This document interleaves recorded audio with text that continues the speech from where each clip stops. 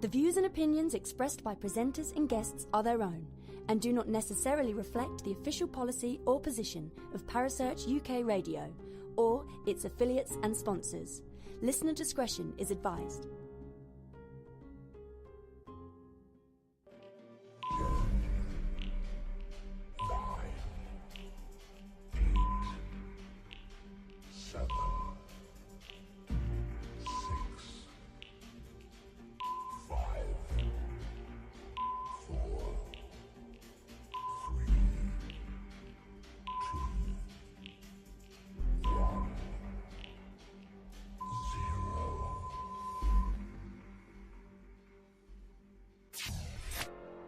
You're listening to Paranormal Concept right here on Parasearch UK Radio with your host, Paul Rook.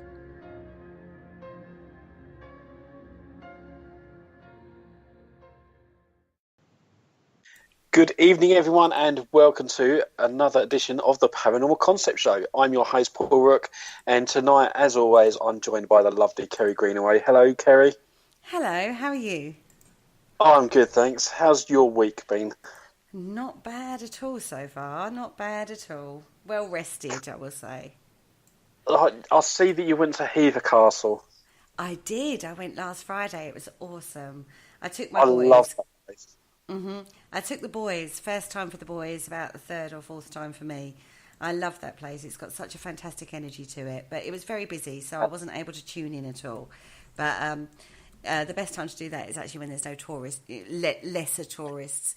But because it was half term, you can imagine there was like huge amounts of people. So it wasn't that sort of day, but it was really good. The boys loved it. The woods surrounding it is really creepy. Yeah. It is literally a horror movie. Well, we did the walk around the lake. Because there's a massive man-made lake there. And we did the walk around the lake. And around the lake, there's like a tea room, like a Chinese tea room area that goes out into the lake, and there's like lots of like a water maze and stuff like that, and the boys loved it. I have to say the boys absolutely adored it, and which was great for me because I'm like, this is great. And it was a beautiful day as well. We're having unseasonably good weather at the moment in the UK, and it was really lovely to do that walk, and it wasn't even it wasn't that muddy. It was really fun. So yeah, it was good to have some fun with the kids for a change. Good. Anyway, tonight's show, we're going to be talking crystal skulls. We are. And we've got a very special guest with us tonight, Joshua Shapiro. I hope I got the last name right. Hello, Josh. Yeah, you did it with the British accent. Sounded great. Absolutely. Brilliant. So how are you? I'm doing absolutely wonderful. I always love to do the radio shows, so ready for all your questions and to try to come up with some profound information for your listeners. Brilliant. So how long have you been studying the crystal skulls? Well, I probably knew about crystal skulls, back in the 1970s and 80s. They had these special shows on. But officially, day number one, starting as what I call a crystal skull explorer, begins in April of 1983 when I'm sitting face-to-face with an actual crystal skull in San Jose, California. So that's like over 35, going on almost 36 years now.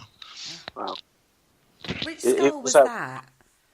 That was a child-sized skull made out of amethyst, which is known as a me, which is considered to be an ancient crystal skull. There are huge myths and legends that surround crystal skulls, aren't there? Like the 13 skulls, and there are some really famous skulls that are around. And you've actually had the pleasure of being able to work with some of these, haven't you? Yes, I have. Well, as an Aries, it's part of my nature that I want to meet all of the crystal skulls, but of course it's impossible because now there are thousands of them out there. But some of the more well-known ones I've had a chance to meet, yes. So how can you tell between the more modern and the more ancient skulls that are out there? Because there's a lot of, like the ancient skulls that we class as like the original ones, don't we? And then the crystals carving world has like really sort of jumped on this quite a lot. So there's a hell of a lot of skull carvings out there. But there's a big difference between the old ancient ones and the new ones. How are you feeling the difference between the two of them? Well, that's exactly what it is. I feel the energy between the two, and I go with what my intuition tells me. So it means that there could be a crystal skull I think is ancient, which is defined by some as being over 1,000 years or 2,000 years in its manufacture, and we don't know how old it could be. It could be 100,000 years, a million years. But there seems to be, for me, when I'm in the presence of these older skulls, a higher intensity of energy, which you don't find with the newer skulls that are being carved. However, we should not discount these newer skulls either, because most of the ones that we personally have are newer skulls, and I've actually watched quite a few people in our private sessions or when we get to go out and do our public talks that have actually had great experiences with these new skulls as well.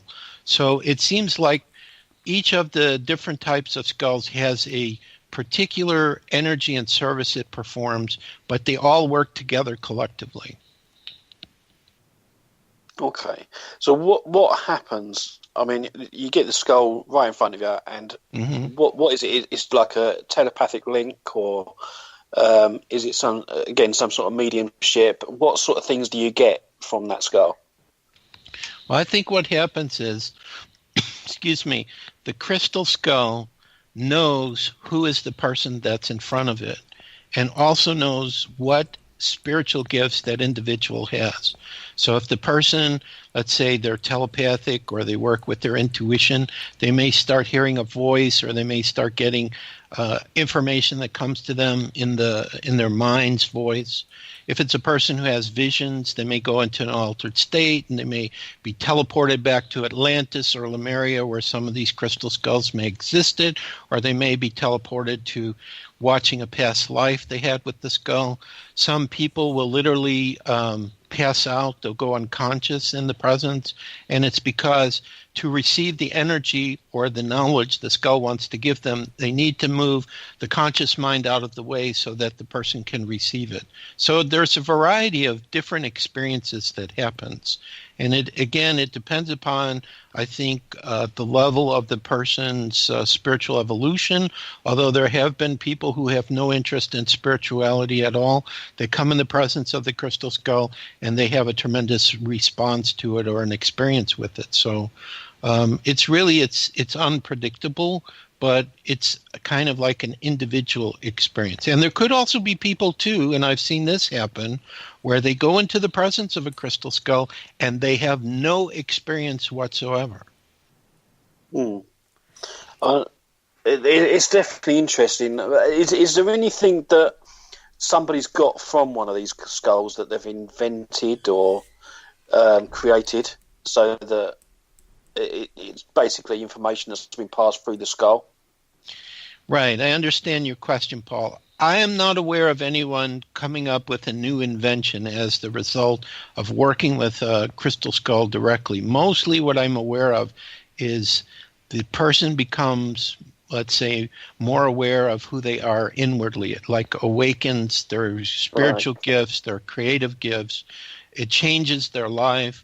Or let's say, for example, a person is going through a really difficult time emotionally or mentally, and all of a sudden they're in the presence of the skull, and it's like everything just gets wiped and there's tremendous healing. So a healing of some form, or the awakening of one's creative or inner gifts, is the most common experience that most people have. And then there's people like myself who've seen many crystal skulls, where people say, "Oh, I have my personal skull. Will you hold it and tell me what you feel?" And I don't like them to do that, because the older skulls I've been around, I think, have shifted my vibrational frequency so high that I don't feel things as much as I did in the beginning with a lot of these crystal skulls. I want to take you back, actually, to when you very first came across the very first skull. What we there's a talk in the spiritual field about downloads and stuff like that. Crystal skulls are downloading information and codes that come down for people when they're working with them. And it's like you said, it's very intensely personal for people. How was it for you? Well, with me, the amethyst skull, when I first saw it, the first response I had just to a picture of it not to the skull itself in person, was I felt an inner earthquake inside of me. In other words, I was vibrating fiercely inside. That was my first response to it.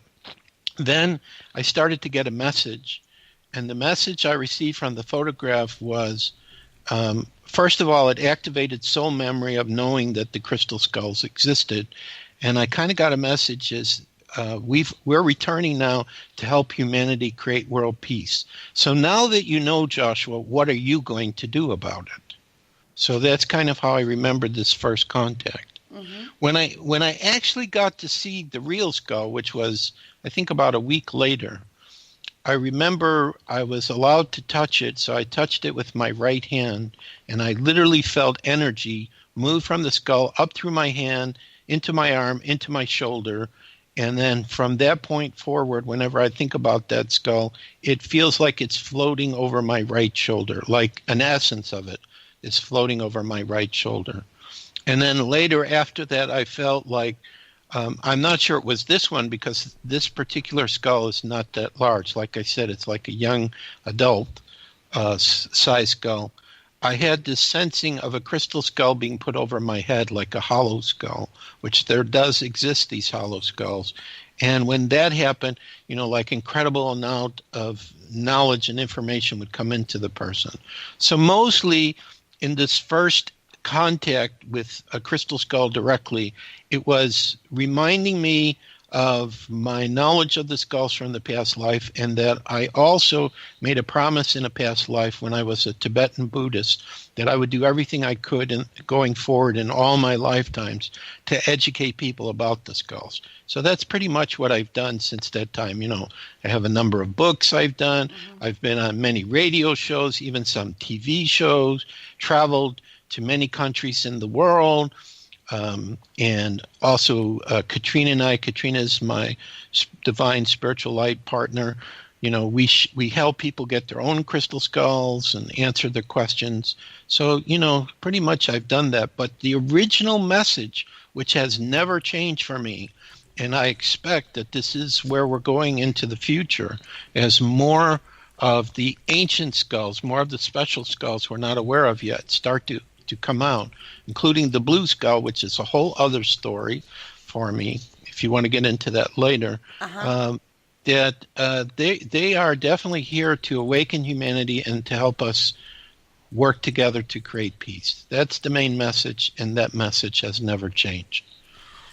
Before we went live, we was talking about the explosion in newer carvings of skulls against the more ancient skulls, and you've had the pleasure of being able to work with both. Can you tell our listeners really what the difference is between the two? Well, the way I see the difference is there's a lot of people, I think, who are not prepared to meet the ancient crystal skulls because the intensity of the energy around them would just blow them away. You have to be in a fairly calm state. You have to be pretty connected with your own spirituality, and then you're really ready to receive what they have to give. Whereas the new skulls, they don't have this high-level intensity of energy, but that doesn't mean that what energy they are sharing is less valuable. They are just geared more to the energy of the modern world, so it means that they will be more available and be able to help people that are dealing with the energies of today. So now what we have done, however, as an experiment, because we've had access to what's called a meridian stress test system, which is able to measure the meridian energies in the hands and the feet, is we actually took a brand new skull, no prior guardian, and we placed it next to an ancient skull, and then so, in other words, first we had the person work with it before it had been placed to the ancient skull, and then we had it afterwards. And we noticed that immediately after the younger skull was placed next to the older skull had transferred energies and started activating it. And we could see that in the readings because when the skull was put back to the person the second time after being exposed to the ancient skull, they were, getting more healing energy than they were initially.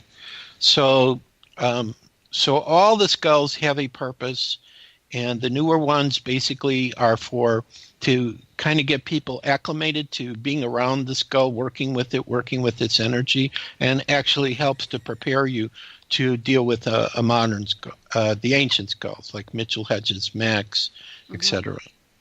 That is very much a thing I've noticed when people have worked with skulls. The one in the British Museum, which you spoke about off air, I know a group of ladies that went to the British Museum with their own skulls, their own, fresh carved skulls. They went and did a meditation around the skull at the British Museum. And they said it felt like the skulls connected and then connected with them. It almost became a gridding kind of scenario between all of the energies involved in that. And that does seem to be a theme, doesn't it, with the crystal skulls? Absolutely, and I've done the same too with the British Museum skull as well, taking my skull Portal de Luz, which is a 10-pound smoky quartz skull that was created by a master carver in Brazil.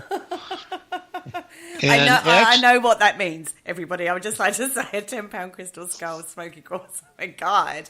Yeah. Sorry, carry on, Joshua. That's okay. So, well, that's just what was gifted to me, through the universe. And we've traveled all over the world, and we've seen the British Museum skull. And actually, the last time I went there, first of all, I'm not trying to make a judgment call. I'm just going to say what I saw, what I experienced, and people decide for themselves. I don't think the corner, and I think the British Museum still has the crystal skull there, that they picked wisely, because the energy where they put the British Museum skull in the British Museum was really very bad. And what happened with Portal de Luz, it's kind of like walking around the glass case holding him, is he turned a very ugly shade of gray, became extremely dark. So I know what he was doing was trying to extract and help the older skull, which I think that's what the British Museum is. It's not ancient, it's an old crystal skull. So it's kind of in the middle between ancient and new. It was taking these negative frequencies away to help the British Museum skull. So I did okay with that, but then I had 4 little skulls. So I'm sharing this with you because it happened in England, and I got away with it for about 10 seconds. I had 4 small skulls, and I heard, please put them on the top of the glass case in each corner to, again, assist this crystal skull. And, of course, as soon as the custodian there saw what I'm doing, started yelling and screaming at me and saying I would set the alarm off and everything. So that was kind of my adventure. But, when the crystal skulls give you a suggestion, I try to listen to what they said. So I'm sure it helped the British Museum skull. The crystal skull that was in the British Museum, wasn't that the one they put away in the back? Because it was said that the cleaners didn't vibe with it or something. Yeah, it has. I've read about different histories with it where it scared people. Now, I can't remember the name of the prior museum it was in. It was a sister museum to the British Museum skull, and I can't remember the name. As I get older, I forget the names of things, but I actually went to that museum too, and that's where I actually got to touch the British Museum skull. One of the guardians knew I was very involved, and he saw that I was a serious researcher. So the British Museum skull was in a small glass case on wheels, and he lifted the lid up, and I was able to put my right hand on the British skull, my left hand on my personal skull, Portal de Luz, and I was just there to let the energy be transferred to the British Museum skull. So, and then a friend of mine told me that when she went to see it, because this was the time, I think it was 2003 or 2004, where like every Tuesday afternoon in the summer, they were letting people come to this other museum to see the British Museum skull. So I had a friend in England who said the week after she went to see it, she got a healing. So maybe we did some good by that transfer of energy. I can't prove it, but it was very interesting. All of a sudden, this person tells me they got a healing from the skull. Yeah. So you have about 30 of your own personal skulls, don't you? Mm-hmm. That's correct. How do you live with them? How does that work? Well, I think what happens is you just become accustomed to their energy, and they don't seem to interfere in like our everyday things, what we're doing. So, like, for example, on the 13th of every month at the 13th hour, a local time. So that means at 1 o'clock in the afternoon on that day, people in England would participate with us. And then when it's 1 o'clock here in Atlanta, then we do it. We work with the Crystal Skulls for World Peace. And when you start focusing and working with the skulls and meditating with them, then, of course, the energy starts raising. But when they're not being worked with, their energy's okay. It really, I don't notice anything, but it could be, again, because Katrina and I are very accustomed to being around our skulls. They're like our children for us. Yeah, I can understand that, to be fair. We talked about the difference between like raw or carved normal crystals that you'd find in any metaphysical shop and a crystal skull. There's a huge difference between the two, isn't there? Would you like to explain to our listeners the differences that you notice with a crystal skull and like a normal crystal point or something? Sure, I'd be happy to do that, Carrie. I think that part of the reason why the crystal skulls have a special energy is because a lot of them are an attempt to duplicate a human bone skull. Now, for many years, it was thought that modern carvers couldn't do it, like the Mitchell Hedges crystal skull, which is the most famous one. It's almost an exact duplicate of our own human bone skull. It has some slight differences to it, but it's very, very detailed.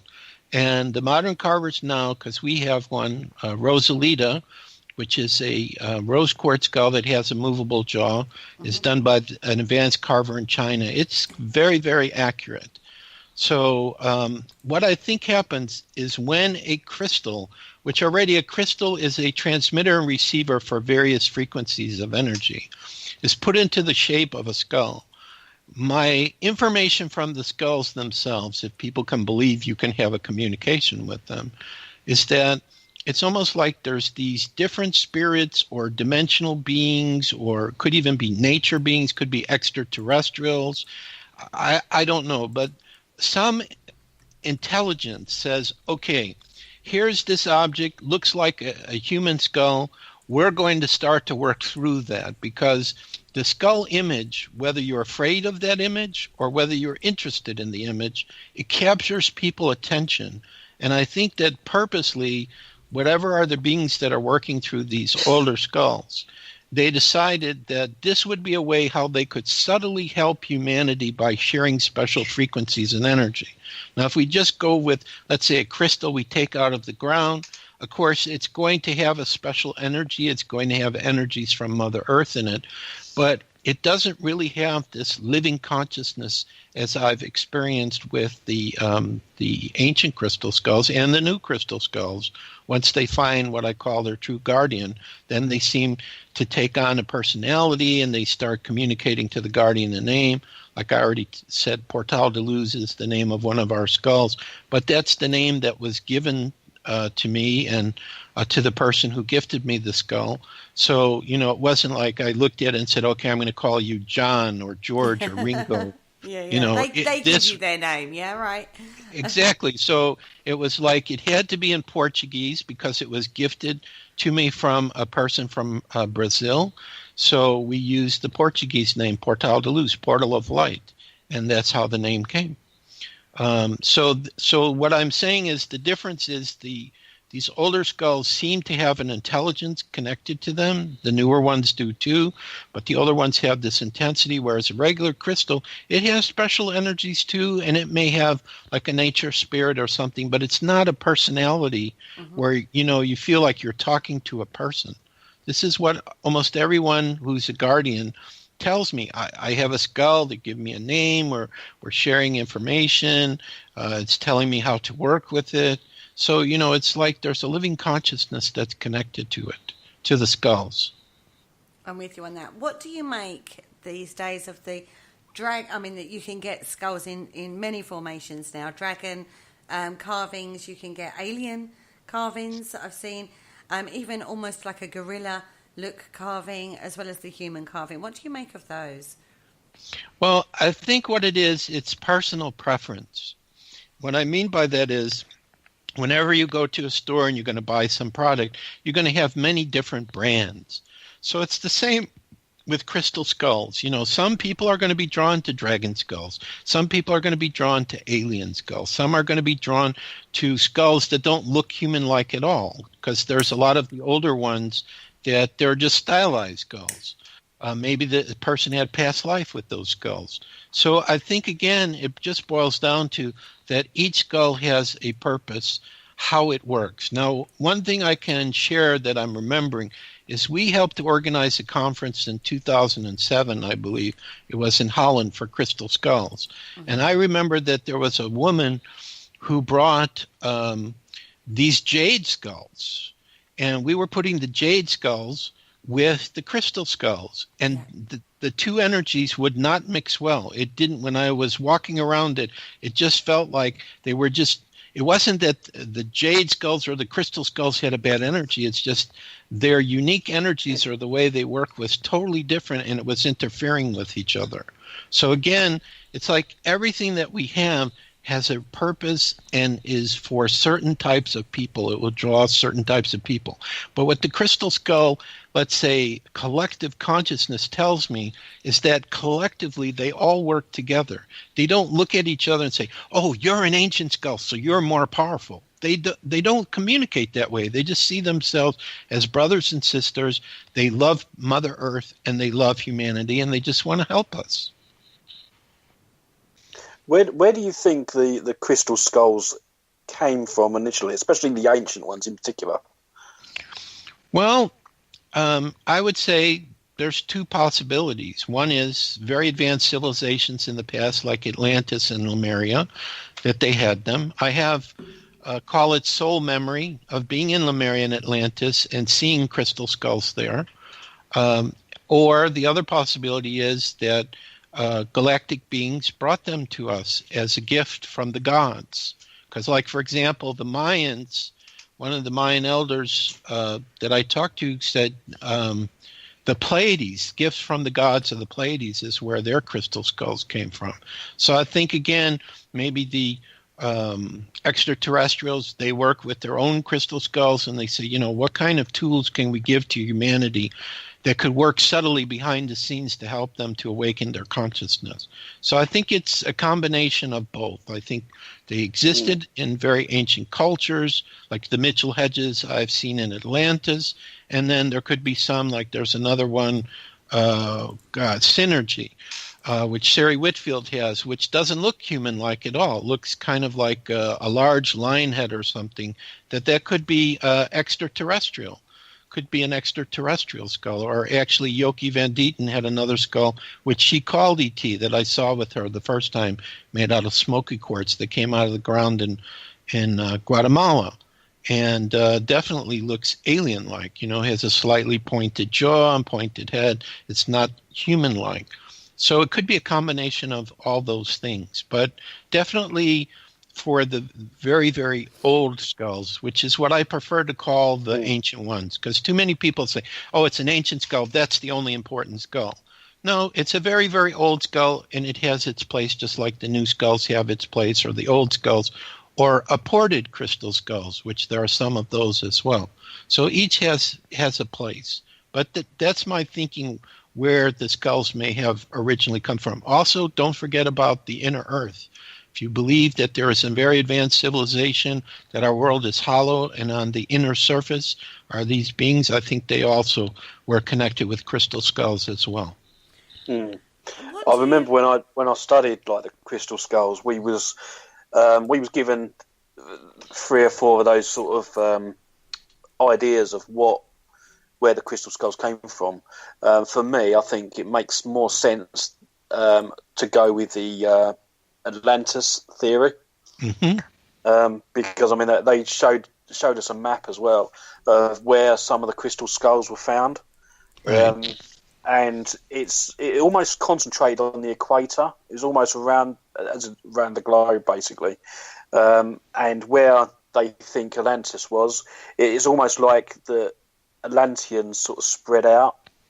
Right. From that one place, and that's where they found the crystal skulls all the way around the equator, which was more plausible for me. Okay. But so, don't forget about Don't forget about Antarctica. A lot of people are thinking Antarctica may have been a part of Atlantis too at some point. Yeah. So, what do you make of the revelation of the crystal skulls that sort of hit at the beginning of the 19th century, or 20th century, should I say? I mean, most of these skulls came to knowledge around that time. What do you make of that? well, I think it's like anything else.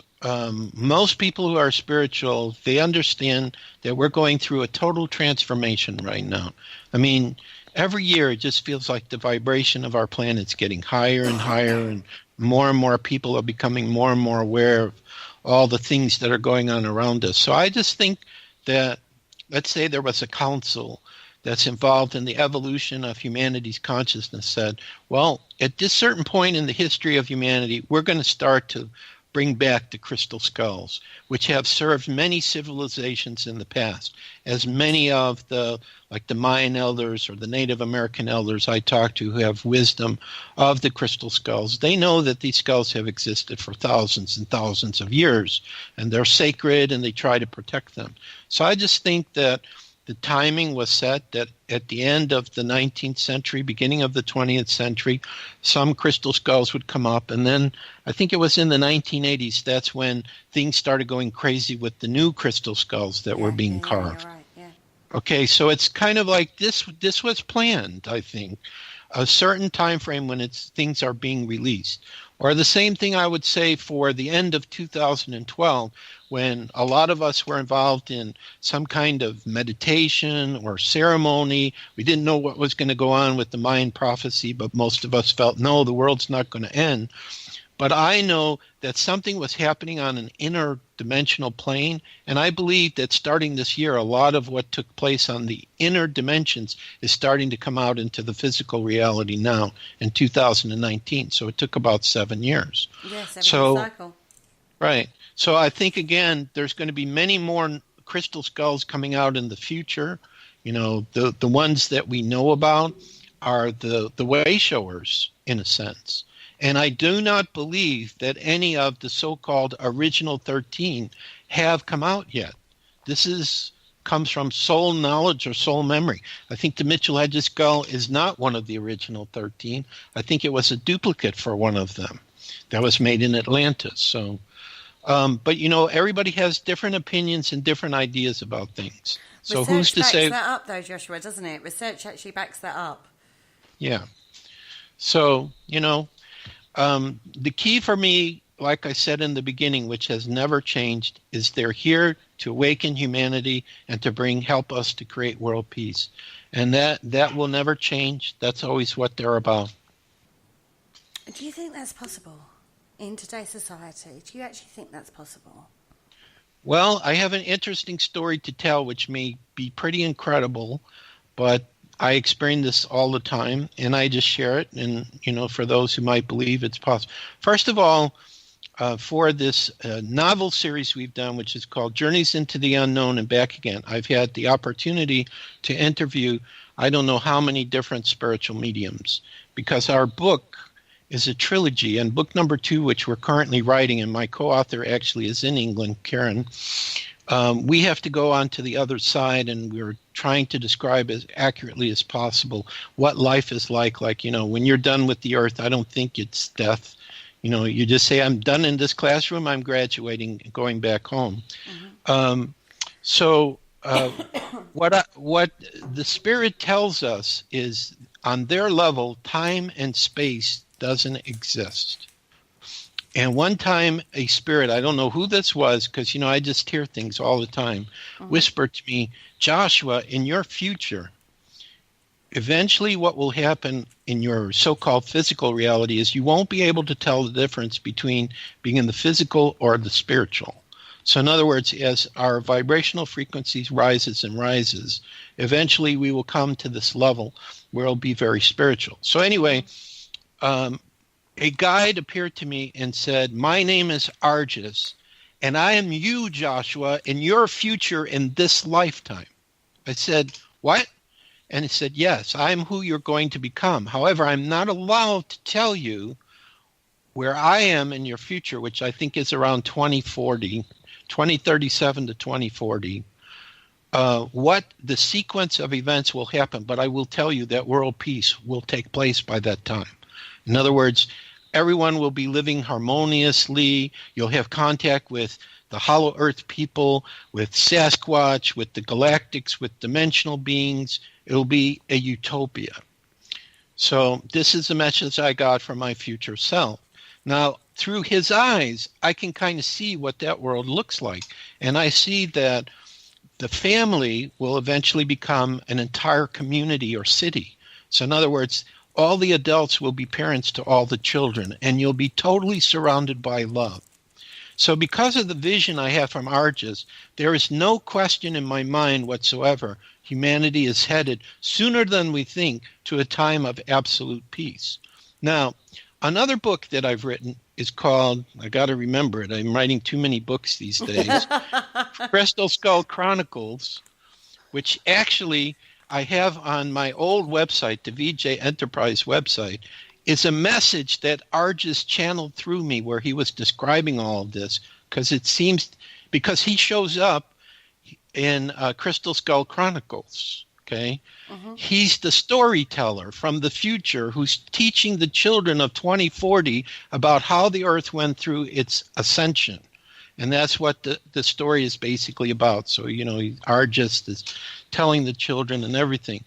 But in that story, what is described is that in a sacred place in Brazil, which I actually visited, which definitely there's an unbelievable energy there. It's high up in the mountains in Brazil. It's called Alto Paraíso, High Paradise is its name. I actually see the 13 original skulls being found, coming back together, and their combined energy is the catalyst that shifts the planet into this higher frequency for this utopia. So between these two books I've described, a blue skull shows up in the second one in the story, and he talks about that maybe he's connected to the original 13, but he also says none of the original 13 are available yet because their vibration is too high, and if a person would be in its presence, they could disintegrate. So obviously these skulls don't want that to happen, and we're not totally ready for it yet. So anyway, I have all these crazy experiences and stories that follow me around, but I share them, and some people find value in them. But I'm absolutely convinced that by 2040, our planet will see total peace. And already the galactics have prevented any nuclear wars or anything of this nature from happening to blow this planet up.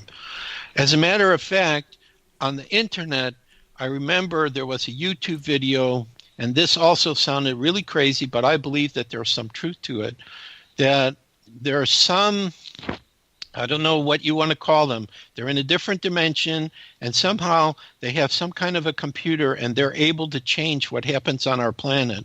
And they say that they changed our history or timeline because originally we were supposed to self-destruct at the end of 2012.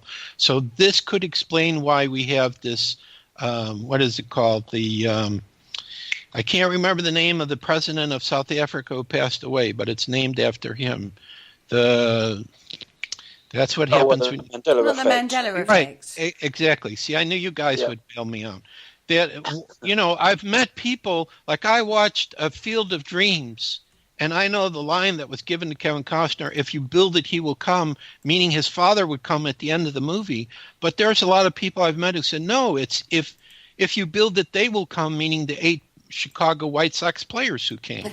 And they swear by it, but I went back to the video, and in the video that I saw, it says, he will come. So, I think that there's a lot of changes that are happening right now, and that at least now in the timeline we're on, we're not going to self-destruct ourselves.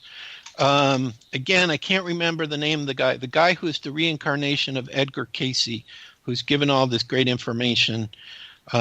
He also, I just saw him do a talk, was talking about the nuclear weapons. They're not going to allow it to explode. That there was some time in the recent past where the extraterrestrials were over all the nuclear weapon bases and they deactivated every single weapon.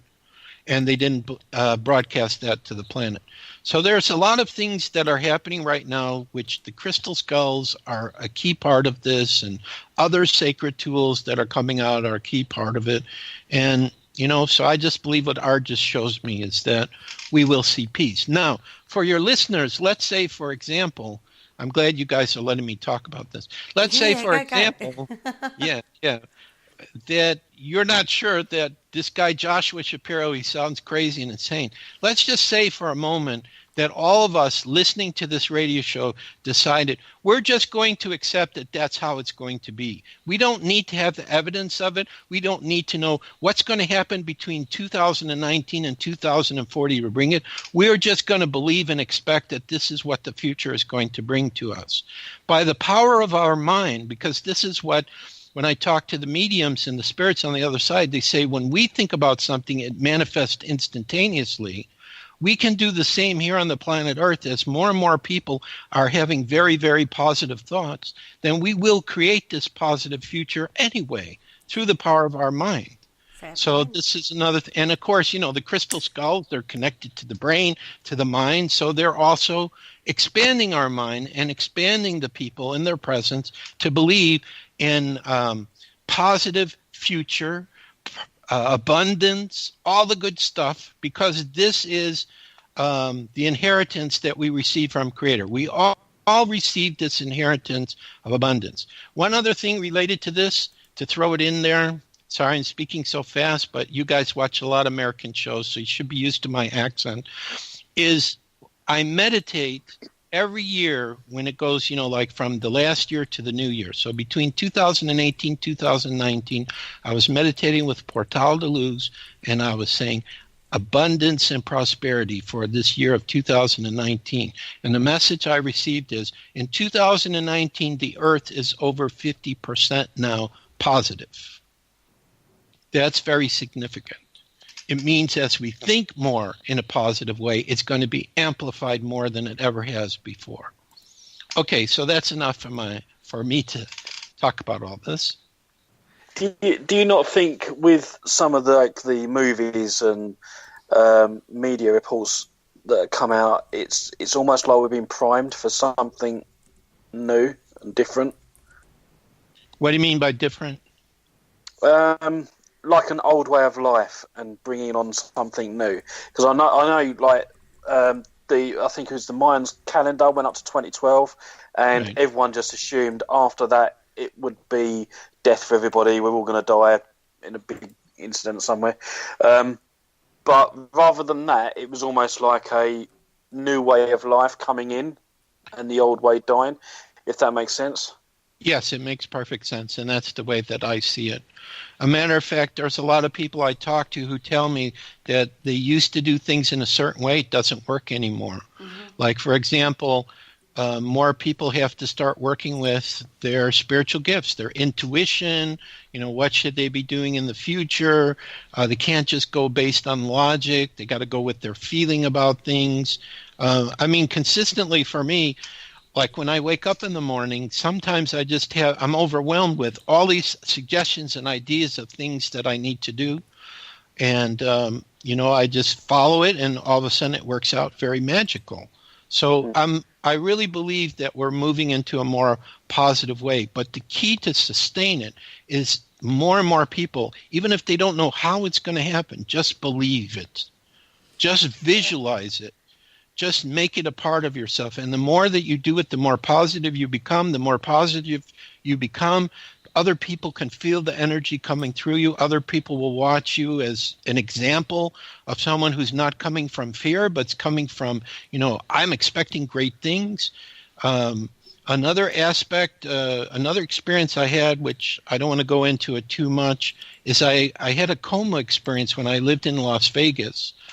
and I was taken somewhere else. I have a memory that while I was in the hospital and the spirits there were taking over my body because I wasn't there, I was somewhere else. And I went to some kind of a meeting where there were all these beings from many different places talking about the future. And I see in my mind's eye there was a screen there, and they were looking at different options about how to help humanity and take the world into a more peaceful way. And I know that they're going to do something eventually, where they're going to come forward. I think the Pleiadians probably, because they look a lot like us. But this gentleman that I was listening to, who I wish I could remember his name, David Wilcox, there it is. You probably all know who I'm talking about. He was saying that a lot of the whistleblowers he talked to, that most of the extraterrestrial races, which our governments have had contact with probably since the 50s and the 60s, are humanoid. They look a lot like us. They have minor differences. And this comes from whistleblowers who are having contact. So some major thing is eventually going to manifest on the planet. And I don't know if there'll be a partial disclosure. That's what he was talking about, a partial disclosure. They might use what they're finding in Antarctica as a way to introduce this, because under the ice is amazing large structures and cities. So we just live in an amazing time right now, and I'm happy to be here. And well, that's pretty much why I asked, because I know quite recently they found what they believed was Atlantis, but I don't believe that, to be honest. There was like something under the water off the coast of Japan that they said was all man-made. Then obviously you've got the stuff in Antarctica. A lot of stuff has been in the media lately of discovering new planets, and we've had space probes leaving our solar system and going into interstellar space. So it's almost like we're being fed all this information to prime us for the next level. Exactly, because I believe that we have had our own space vehicles and traveled beyond our solar system already, and that we're having interaction with all kinds of different races. And there is the law of free will. They have to be careful. Even the galactics, I call them the galactics, they have to be careful how they release the information, because they have to make sure that the majority of people on the earth are ready to accept it. The young people already have been primed with all the science fiction. Extraterrestrials came. They probably wouldn't have very much problem with it. They would probably want to dance and sing with them in the streets. But it's the older generations, like my generation, a lot of the people I know my age, I'm not so sure they would be totally comfortable, if a Pleiadian, which is taller than us and has almost, you could see in the aura, light shining around them, starts walking in our streets, how most people would respond to that. Okay. But sorry, can I step in at this point? Of course. Firstly, I do think there has been a huge ascension and empowerment movement over the last 7 years. I think that has been an incredible movement forward, more so in the feminine more than the masculine energy on this planet. So I'm not disputing that fact at all. Do I think we're being primed? Possibly. I'm not going to dispute that either. However, the media perspective is not priming the general populace for some form of world. You're talking 21 years. That's not, in relative terms, that's not a long time for world peace. And when you look at the social and cultural, geographical situations that are going on now at this point in time, that's not a long time at all for world peace to take hold, and this empowerment movement to be able to step up enough in a positive way to embrace that. Do you not look at the reality of the world situation and think, is that really going to happen? Because I can't see it personally. I just don't think that is a feasible situation, personally. That's my personal opinion. Yes, I would understand your perspective completely, Carrie. But what I see and what I was shown when I was in the coma is that the beings that are around us, now understand, they are right next to us. They're not in the same dimension as us, but they're standing right next to us. When this contact happens, and it's going to happen, Okay, in our lifetime, it's going to happen. I don't know when, if it'll be this year, next year, or following year. When this contact happens, everything that we know in our world is going to change. And this is what I think is the catalyst that creates such a fast timeline for us to see peace by the time that I'm talking about. It would have to be a so-called miraculous type of event. But if you follow what people are videotaping through their phones all over the world and showing on YouTube, these type of events are already happening. Okay? It's just the major media, as you said, they're not giving it any attention. But if you go on YouTube, you got people everywhere, all over the world, that are watching UFOs in the sky, that are seeing people appear and disappear, really weird stuff. So to me, that just means we're getting really close from some type of major manifestation of these things that we're talking about that are going to become a part of our reality. And when they become a part of our reality, a lot of the things that, we're not sure, is this true, is that not true, what happens when we die, do we continue, are there extraterrestrials? I mean, all that, the questions we have, they'll no longer be questions. We will know the answers. And this is the reason why I think UFO secrecy is above top secret, is because the people who are involved in this know that when that happens, everything shifts. And they will have no control over that shift.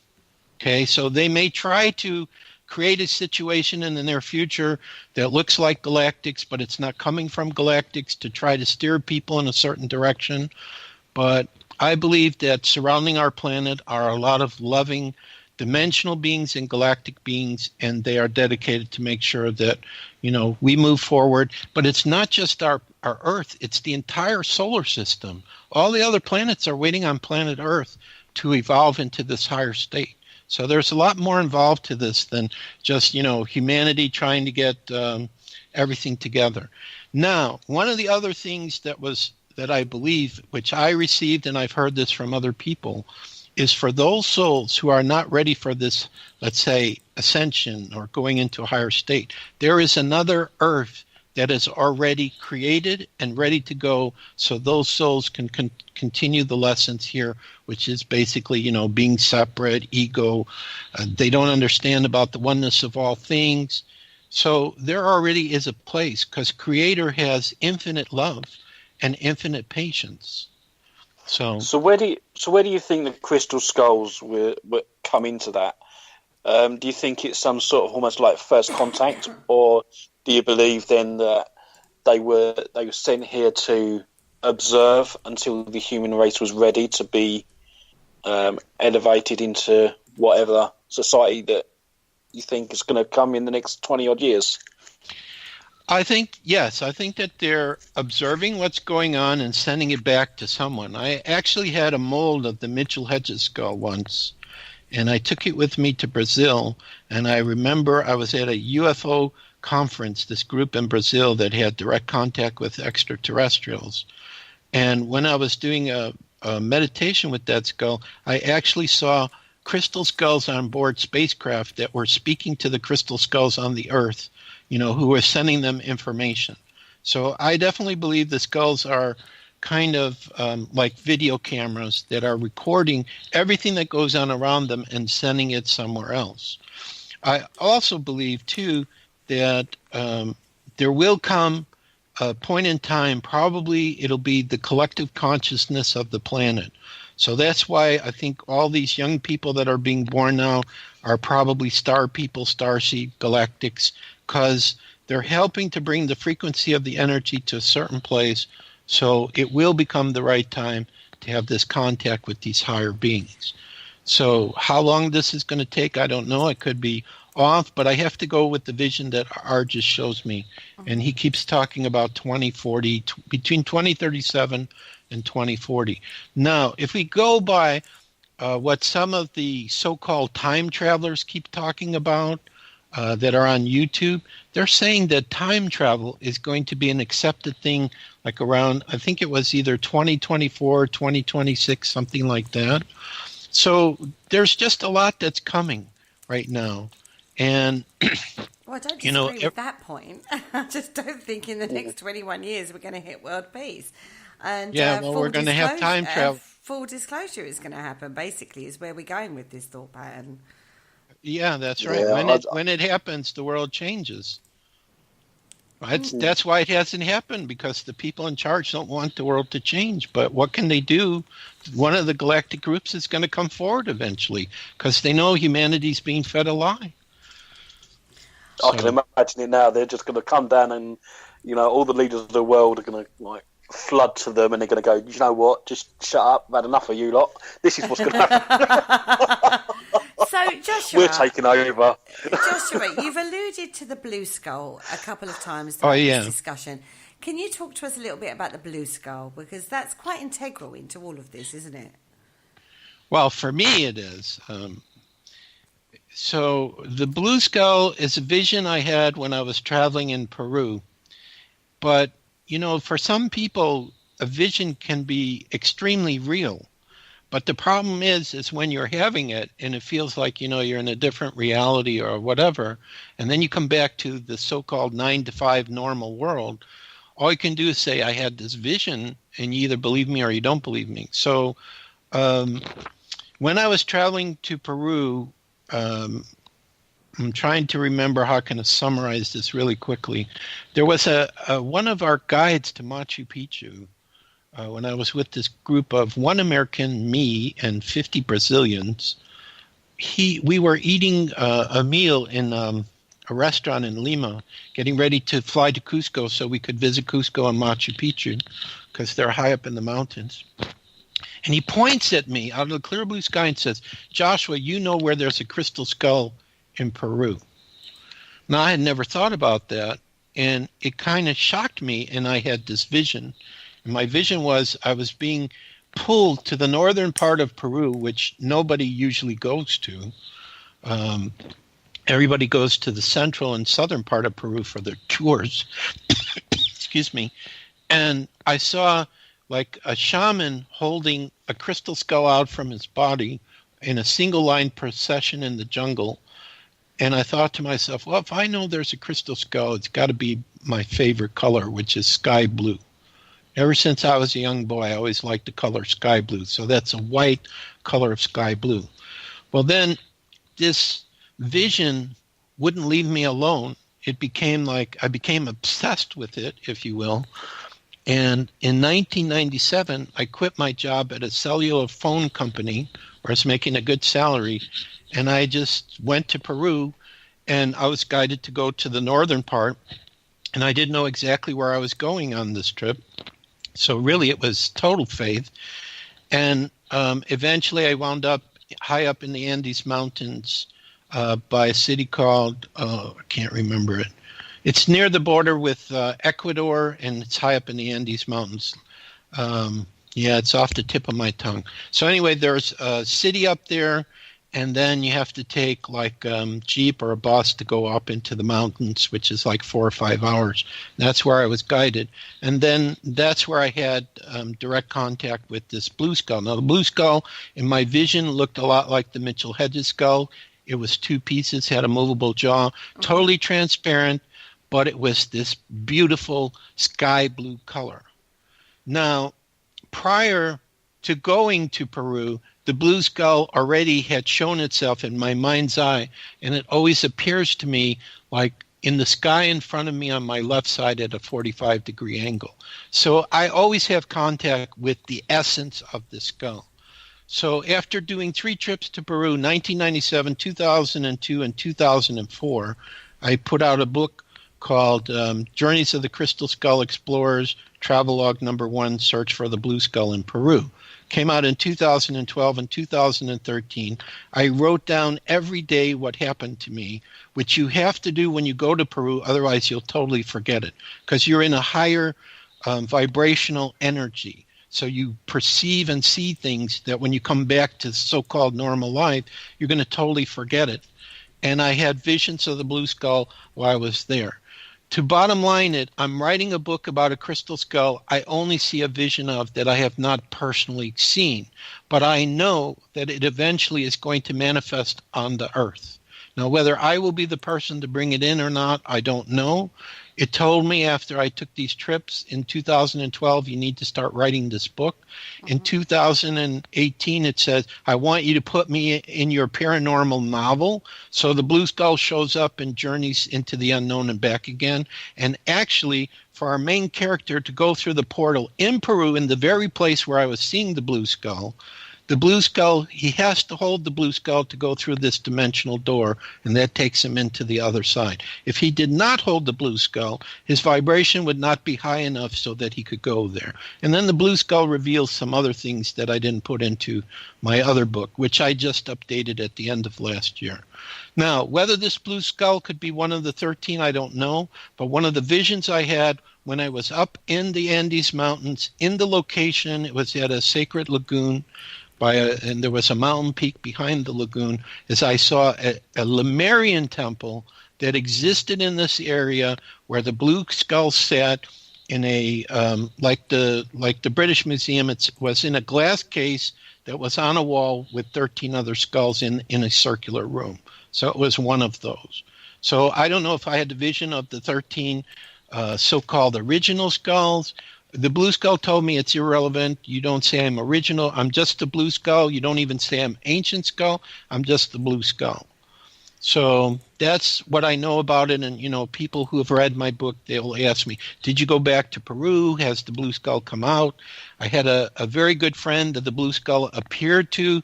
She saw a vision of it and asked me, had it come out? So I don't know if it's getting close or not, or why it wants me to write about it, but I assume that one day it will be there, and then I'll be not vindicated, but, it'll make its presence known. But I think we're still not ready for it. Its vibration is too high.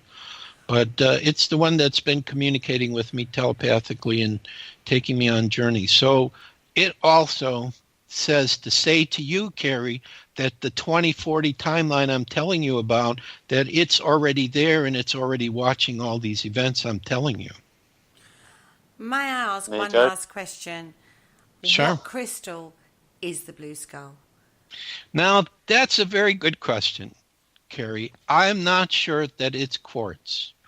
There was a gentleman many years ago who told me there is an alchemical process that you can use on gold, and you can change it into any color you want.